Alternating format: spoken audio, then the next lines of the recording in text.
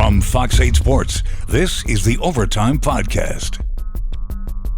From the Fox 8 studios in New Orleans, it's the Fox 8 Overtime Podcast. I'm your host, Sean Fazende, riding shotgun as he does each and every podcast is Andre Johnson. Junior. Do not forget the Junior is very important to remember the JR at the end of the name. Before we get into today's content, be sure to like, share, rate, and review.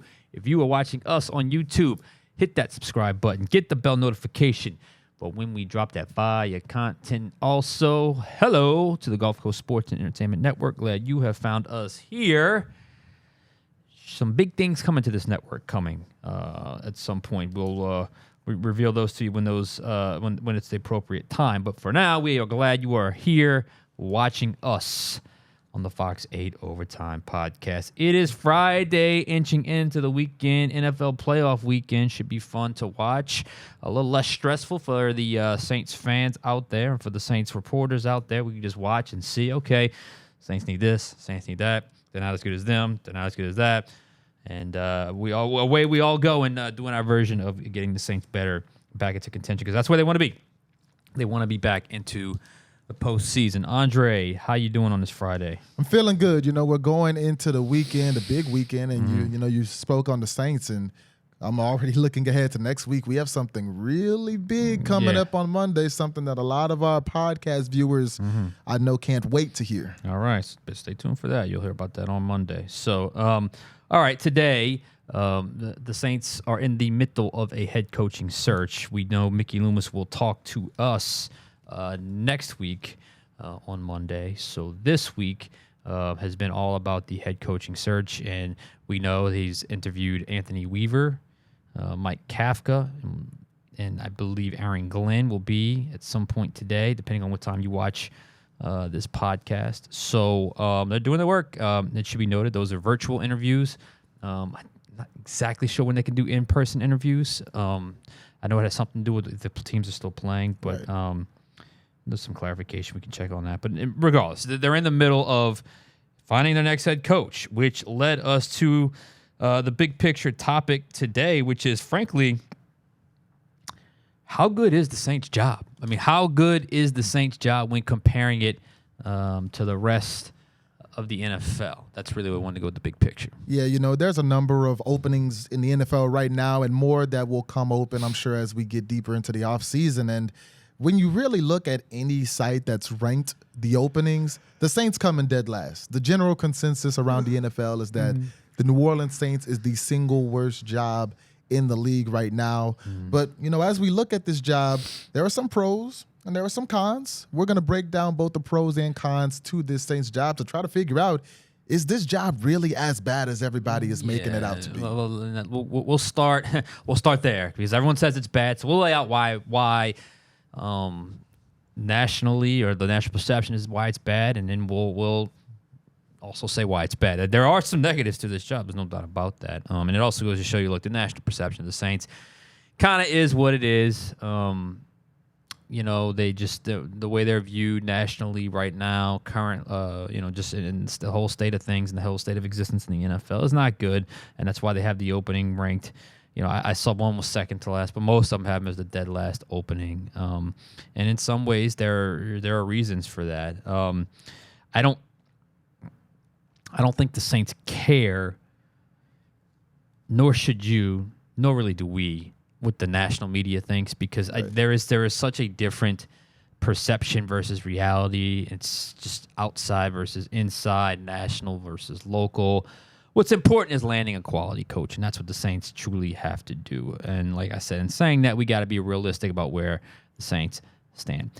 First and foremost, negative reason number one, or con number one, the Saints salary cap. The salary cap gymnastics that everyone used to praise and admire them for because it was such an outlier, and it was, who's this magician? How do they make it work? And all blah, blah, blah, blah, blah. Well, it's no longer viewed as a strength. It's no longer viewed as unique. Their way of doing business, their way of conducting business when it comes to numbers is now viewed as just not smart and just not fiscally responsible. It was fine when they had Drew, and I guess you could say it was fine when they had Sean Payton, but it was Sean Payton pushing to make those fiscal moves. Let's just be real. But without Drew, and I guess without Sean Payton, it's led, I called it after the end of the season, that slow drip of mediocrity to now, you are staring bad team, bad franchise, bad whatever, right in the face. Hence why you need the new head coach. Right now, they are $50 million. If I looked at overthecap.com, this is with the Ryan Ramczyk pay cut, which is going to lead to a retirement. It's an accounting trick that they use. And so he basically volunteers to take a pay cut, but he's retiring. So they got $17 million in cap space, or $16.7 billion in cap space for that. That was expected. That was going to happen. We told you guys about that quite a bit. But even with that, they are still comfortably in the lead in salary cap overages, or at least fewest or lowest salary cap space in the NFL. And they ain't got no space. They're $50 million over. Yeah. The annual list of restructures are unavoidable. You just hope you don't have to do quite as many, while at the same time the cap goes up enough to maybe offset some of the current projections of cap overages. We should also point that out is projected, because the official numbers to what the salary cap is going to be next year has not been calculated yet, and that's something that obviously makes a difference. Every penny counts. Yeah. Every penny counts when you're talking about the Saints. Second, aging roster.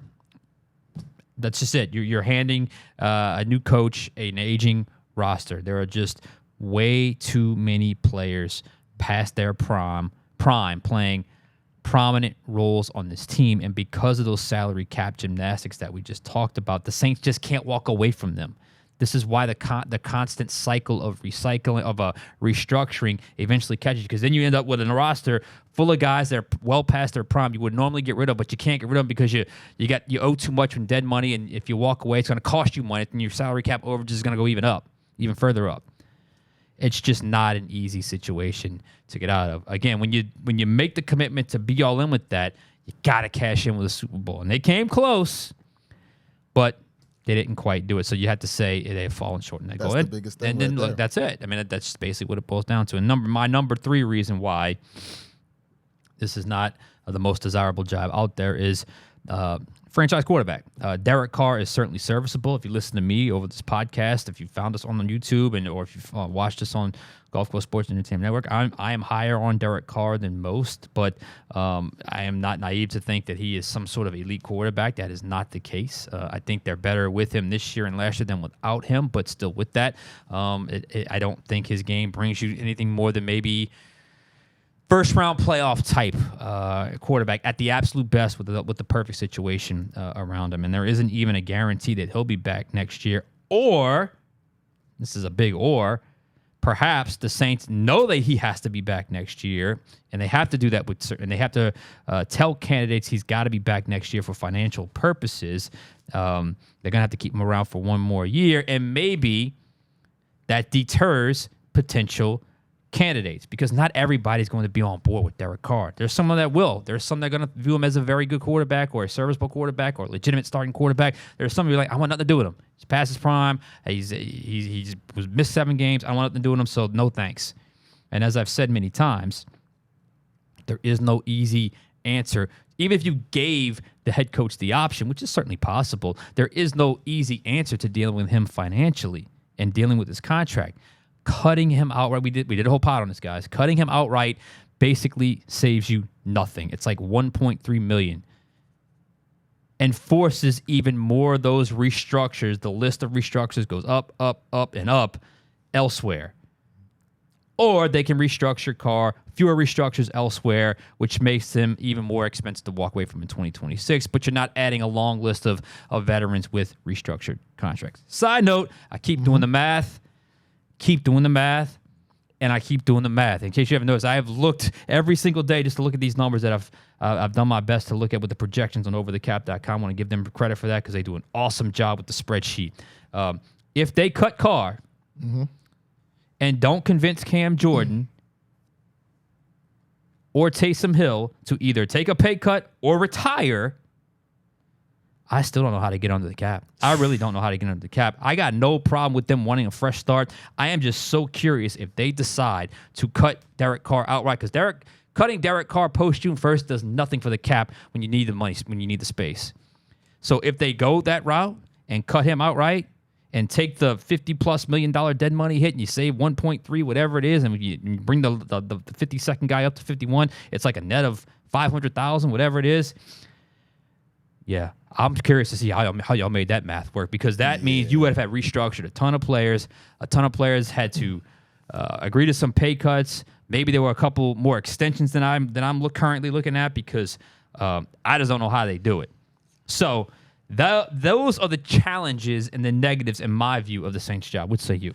We're going to have a little overlap here, but I want to add to what you said. You know, the salary cap gymnastics, which ultimately you're going to look at as a failure. I think that comes back to the beginning of that. You know, the fact that through all of those salary cap gymnastics that they did over the last 5-6 years, they didn't win a championship. That's it. If you were able to win a championship in, say, 2017, 18, 19, 20, that's it. We look at that incredibly different. We're looking at Mickey Loomis a lot differently. If the Saints are in the same position where they are today, $60 million under the salary cap, you don't know how you're going to get under. You don't have a quarterback. You don't like all of that. If we're in the same position today, but it netted them a championship, nobody's complaining. Worth it. Nobody's complaining. It was worth it. We'll rebuild. Yeah. You know, the Los Angeles Rams essentially said, forget draft picks. We don't need them for several years, and it got them a Super Bowl. And somehow they still managed to build a young talent despite that. So the problem with the whole salary cap gymnastics thing is when you were at your apex, you didn't win. You know, in the late 20,000, not counting obviously the championship in 2009, further in the Peyton, Drew Brees era. But yeah, that salary cap is definitely going to be a beast for anybody looking to take this job. I was listening to Nick Saban talk not too long ago. And Nick Saban said a lot of young head coaches fall into a trap when they're interviewing for these head coach jobs. They don't look at the two most important things. The two most important things being, what's your salary cap situation, and do you have a franchise quarterback? Ask the Saints those questions. What's your salary cap situation? 50 it's over bad. right It's real bad. What's your franchise quarterback situation? It's real bad. You don't have a franchise quarterback. Whether you like Derek Carr, whether you don't like Derek Carr. Both sides can agree he's not the answer over the next 5 to 10 years. Mm-hmm. Outside of the Rat Pack, most people will agree that guy is not on this roster. So you're going to have to pick one. He's not already here. So that's a con. That's a deterrent. You know, you've got a salary cap situation that nobody really wants to deal with. You have a lot of players on this roster who are playing relevant minutes and having relevant roles. I think Tyrann Mathieu still led the team in interceptions. Look where Demario Davis was on the tackle list. Cam Jordan in the second half of the season under Darren Rizzi was one of the more impactful defensive linemen on the team. Like, you've still got some of your oldest players as some of your best players. Who are your most dangerous offensive weapons?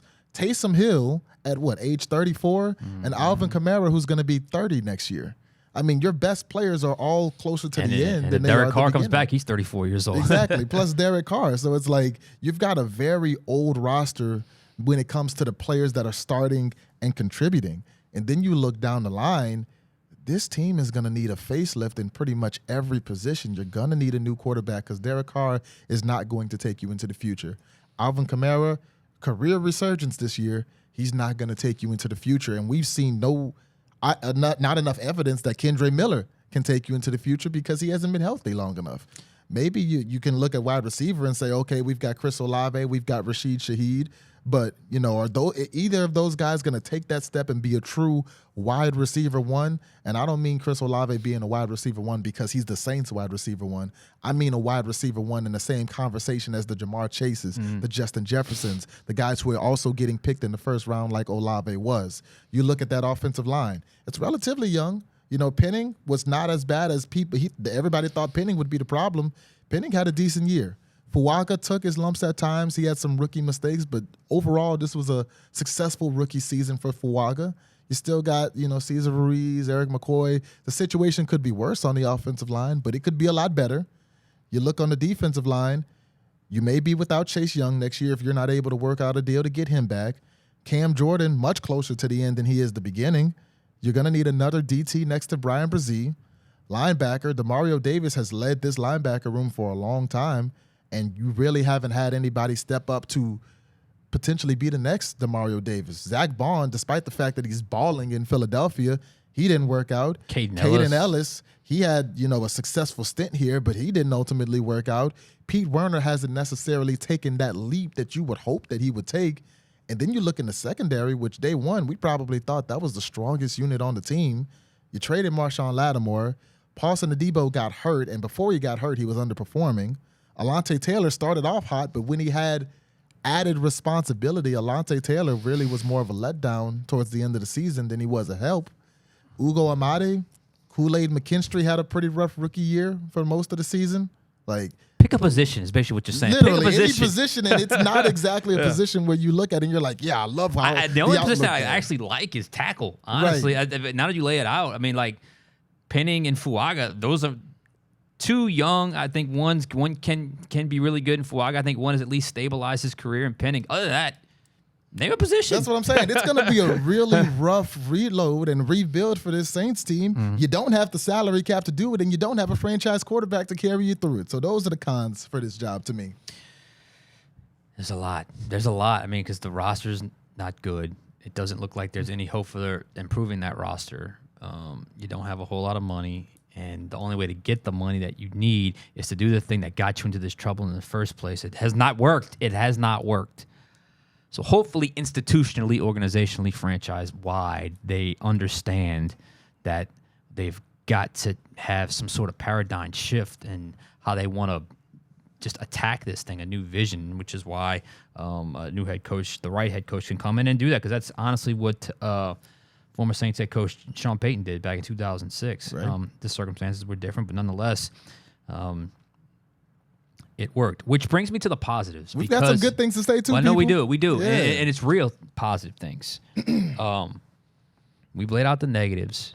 And as bad as it seems right now, they're not as bad as they were back in 2005, because you weren't just 3-13. You weren't even sure you're going to be home in New Orleans at that point. So there could not have been a worse, less attractive job in the NFL, probably at any point, than what you faced in 2006. And you ended up, making the best hire you possibly could have ever possibly made at that point. So it's not like the situation's bad, but it's not as bad as it was back then. So let's lay out the positives. To me, there are two major positives that can work.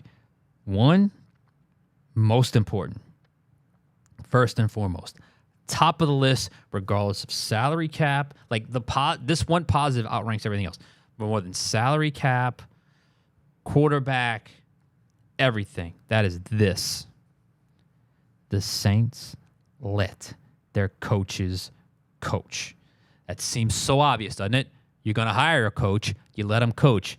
That is not the case around in the NFL. There's a lot of teams that have a lot of meddling from front office, ownership, front office, GM, president of football operations, whatever the case may be. There are a lot of organizations that meddle, and they do not truly let their coaches coach. It's not the case everywhere. It is the case here. The Saints let their coaches coach. They allow their coaches to do what they feel is best for the organization. They feel like, we hired you because we trust your vision. Now we're going to let you incorporate that vision. They are not they don't meddle. And from Mrs. Benton to even Mickey Loomis, they are not the fire the coach, the first sign of trouble type organization, like you see in Jacksonville every 2-3 years, like you see with the Jets every other year, like you see with Chicago every other year. They're not that organization. They're not that type of team. That can be very appealing to a head coaching candidate that understands, I'm going to need some time. And frankly, if you're a first-time head coach, you're going to be a little bit of learning on the job. Let's just be real with that. Let's just be honest. Mickey Loomis and Mrs. Benson do not meddle. They will be patient to allow a coach to fully implement their program and beliefs. I know Dennis Allen only got 2.5 years. But before that, obviously Peyton had, 15, 16 years. Jim Haslett, had 6 years. Heck, Mike Ditka, some of y'all don't remember the Mike Ditka years. They were it's like the forgotten part of my brain. I just don't remember the Ditka years, but they were 97, 98, 99. Horrible. He still got 3 full seasons. As long as it doesn't bomb out, they let their coaches coach. They do not meddle. Now, if you're a Saints fan, well, what do I care? I want them to win. Yeah, but you got to get the right coach to do that, and a coach is not going to commit if they don't feel like they have that same sort of support and patience from ownership. And I'm telling you, you will get that here maybe more than any other job in the entire hiring cycle. That's a huge plus for the Saints to attract quality candidates. And the other is this. This is more practical. At 5 and 12, they don't have a top 2 pick, but they do have a top 10 pick.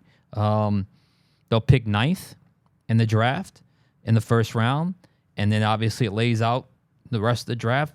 The way I looked at it, they could potentially have 4 picks in the first 3 rounds. They could potentially have 5 picks, depending on where the actual number comes out in the 4th round. They could have 5 picks in like the first 120 selections, and this is going to be a good year in the draft. A lot of these guys are staying longer than in college, and it's made them a little more developed, a little more pro-ready. So I think the Saints have the opportunity to land some quality draft picks, which is exactly what they need, because they need some young, fresh, cheap talent, because they don't have a whole lot of money to spend on free agents, and free agency is not the way you build an organization. This could be the year where it sets up to have a big quality draft class similar to what you did in 2017. They haven't had one since 2017. So the next coach will really have an opportunity to put his stamp on the Saints franchise and put a stamp on the franchise, but also with the fan base, because they want so badly to be back in contention. They want to be so badly to be back playing this weekend instead of watching this weekend in the playoffs. I've got 2 more pros. I had those 2, but I've got 2 more pros as well. The first one is what you just touched on, and that's the fan base. Mm-hmm. This is a very loyal fan base. They are going to show up, and that dome is going to be rocking. Even against the Raiders, there were times against the Raiders where you're like, man, there's a lot of people here considering we got 2 horrible teams in a meaningless football game. Now, they might wear their bags. They might have some signs that say some mean things, but they're going to be there. And if you win and if you embrace this city, they are going to support you. I was in Cincinnati the year they went to the Super Bowl, but before they went to the Super Bowl, they were coming off a horrible season. And I remember the games at the beginning of that year compared to the end of that year. At the end of the year, it was magical. At the beginning of the year, the games in that stadium, it was pathetic. Yeah. I mean, they had other fan bases coming in. I remember the Packers came in that year. And, you know, this Bengals thing is who they. Yeah. The Packers were go pack going louder than the Bengals could who they. Steelers fans came in and took over the stadium. As someone who's from New Orleans, I've never seen anything like that before. And that's how it was in Cincinnati, because if they weren't winning, those fans weren't coming. That's not going to be the case here in New Orleans. So the fan base is going to be a plus for any coach that's, you know, thinking about potentially building a life here. And the last one, more practical, maybe the most obvious one, you play in the NFC South. Yeah. I mean, there's teams in the North right now who have incredible records. 14 wins. Yeah, 14 win teams, and you're the 5 seed because you're playing in the NFC North. You're playing in the NFC South, where over the last few years, about 9 wins is all you need to potentially lock in a playoff spot. If you have a winning record in the NFC South, you've got a really good chance of going to the playoffs and winning the division. So just the fact that you're walking into the NFC South, which is a division that's full of young quarterbacks. Bryce Young, who really found his way for the Carolina Panthers towards the end of the season, he's still a very young quarterback with a lot to learn. It seems like the Michael Penix era has gotten started in Atlanta, another really young quarterback with a lot to learn. Then you've got Baker Mayfield, who's kind of been controlling the South over the last few years. But outside of that, I mean, even in Baker Mayfield's best seasons, they're winning 8-9 games and still winning the NFC South in Tampa. So considering that, you know, you bring whatever coach here, it's not like you got to win 13 games to win the division and go to the playoffs. 10 wins will probably get it for you in a year, unless one of these teams really makes a jump. Yeah, I mean, that's all fair. I don't know if the NFC South is going to be down forever, but now it's certainly down. Recent history, it's definitely been down. I think you'll have a chance to come in and really you'll get some you'll have some decent draft capital. You don't have a lot of money to spend. And look, Mickey Loomis, you know, we've shared our thoughts on Mickey Loomis on this podcast and on Fox 8. But one thing I'll say, a lot of people are very loyal to him. He's got a lot of people that have worked for him for a long time. Kai Harley, Jeff Ireland, Terry Fontenot, who is now at Atlanta. He was here for like 10, 12 years. Parrington's been with the organization for a while. Sometimes that's good. Sometimes that's bad, because sometimes you need fresh ideas because things get stale. But the point is, clearly he's he's a good guy to work for if a lot of people remain in place and sort of are willing to work for him for that long. Because in the NFL, it just does not happen. You just don't see that many people staying in the same spot. And someone listen to this would say, well, that's obviously a negative. That's part of the problem. Maybe so. I mean, maybe so. At one point, that brain trust was leading to a lot of success on the football field, and it's not the case right now. And we've certainly made our points known about, look, you can't just do a head coaching thing. You got to really look institutional and really look organizational in terms of whether it be changes both with personnel or changes in mindset and philosophy, and if those people can present those changes. But I do think there is a don't kill me for this, an air of stability when it comes to the way that the franchise is laid out, which again, it's a double-edged sword. It could be viewed as they're complacent, they do things one way, they're not willing to change, they're not willing to kind of freshen up their ideas, but also I also think on the positive side, you're not going to flinch the first sign of trouble. You would hope so, but that may not necessarily be the case because I look at New England, a city that had the same head coach for 20 years, a lot of success, a lot of championships. They hired one of their own guys, and Gerard Mayo, a guy that grew up in the New England community and with the Patriots. Gerard Mayo has a year, and it went bad, but he was given a bad situation, just like whoever would be the coach of the Saints was given a bad situation. Mayo steps in, he has a bad season, and they fire him after 1 year. Yeah, but I will say this. Barring a 1-16 or 0-17 season, you might be looking at a 2-15 season with this roster. Will not fire the coach after 1 year. Yeah, you might be looking at a season that bad, depending on the situation with the cap and all the cons we laid out. There's only a limit to how patient you can be in certain situations. That's interesting. Well, the search goes on. We got to get out of here. For Andre Johnson Jr., I'm Sean Fazende. We will catch you guys next time. See you Monday on Overtime.